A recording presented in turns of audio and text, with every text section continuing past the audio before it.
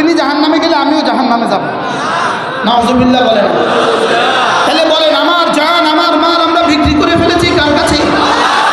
এই জন্য কোনো নায়িকাকে দিল দেওয়ার সুযোগ নাই, কোনো নর্তকীকে দিল দেওয়ার সুযোগ নাই, হারামদারিকে দিল দেওয়ার সুযোগ নাই, কোনো নেতাকে দিল দেওয়ার সুযোগ নাই, কোনো নেত্রীকে দিল দেওয়ার সুযোগ নাই। কি বলছি বলেন? দিল কাউকে দেওয়ার কি নাই? কাকে কাকে দেওয়ার সুযোগ নাই? দিল কাউকে দেওয়ার কি নাই বলে? এই জন্য যদি কেউ দিল নিতে চায় কি বলে দিবা? দিলে একজন আছে, এখানে অন্য কারো জায়গা নাই। কি আছে বলেন? দিলে একজন আছে, অন্য কাউকে জায়গা দেওয়ার কি নাই? অন্য কাউকে জায়গা দেওয়ার কি নাই? সুযোগ নাই। এই জন্য এক ম্যাডামকে রেখে আরেক ম্যাডামের দিকে ছুটার কোনো সুযোগ নাই।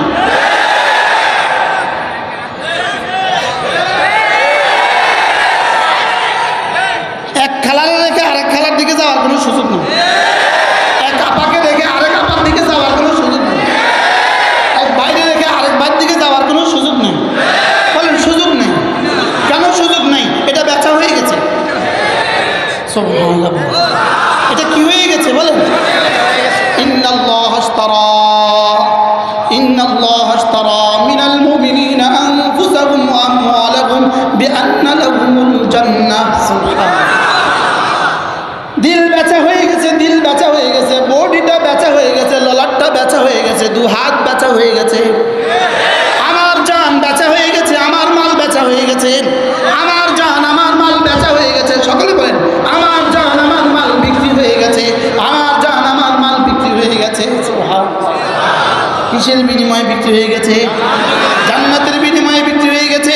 আমি যেন বললাম রব্বুল আলামিন আমার জান আমার মাল আমি বিক্রি করেছি। বাকি স্বাভাবিকভাবে বিক্রেতার কাছে বেশি মাল থাকে, ক্রেতার কাছে অল্প মাল থাকে। ক্রেতা, আপনাদের এখানে বড় বড় গোডাউন আছে, বড় বড় 3 পিসের শোরুম আছে, সুতার গদি আছে, বিক্রেতার কাছে কত আছে, ক্রেতার কাছে কত আছে? বিক্রেতার কাছে বেশি থাকে না ক্রেতার কাছে বেশি থাকে? হ্যাঁ, ক্রেতার কাছে কি থাকে? ক্রেতা কোনো রকমে হাওলাত বরাত করে 2 লাখ টাকা নিয়ে আসছে, কি ভাই? আর বিক্রেতার শোরুমে আছে 2 কোটি টাকার মাল। তাহলে রব আমাকে বলেছেন বিক্রেতা, নিজেকে বানিয়েছেন ক্রেতা। কেন রব নিজেকে ক্রেতা বানিয়েছেন? কেন রব আমাকে বিক্রেতা বানিয়েছেন? রব যেন বলেন শুনো, তোমার জান তোমার কাছে, তোমার মাল তোমার কাছে তো অনেক বড়, তোমার জান তোমার কাছে, তোমার মাল তোমার কাছে তো অনেক বড়, এই জন্য আমি তোমাকে বিক্রেতা বানিয়েছি। যাও, আমার জান্নাত তো আমার গায়ে অল্প কত, এই জন্য আমি আমাকে ক্রেতা বানিয়েছি। কি হয়? আমাকে বিক্রেতা বানিয়ে রব আমাকে খুশি করে দিয়েছে।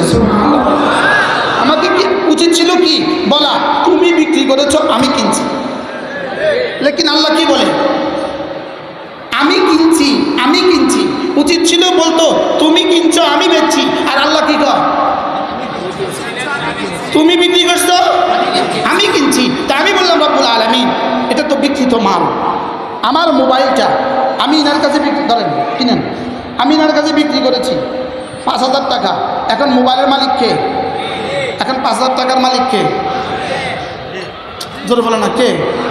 5,000 টাকার মালিক আমি, মোবাইলের মালিক কি? এখন ইনি আমাকে বললেন হুজুর মোবাইলটা আমি আপনার কাছ থেকে কিনছি, এই নেন 5,000 টাকা, তবে মোবাইলটা আপনার কাছে থাক। মোবাইল আপনার কাছে কি করুক? থাক। আচ্ছা, এবার যদি মোবাইলটা আমার কাছে থাকে, এখন কি মোবাইল এটা আমি আর ব্যবহার করতে পারবো নাকি এটা রেখে দিতে হবে? কি বলতে হবে?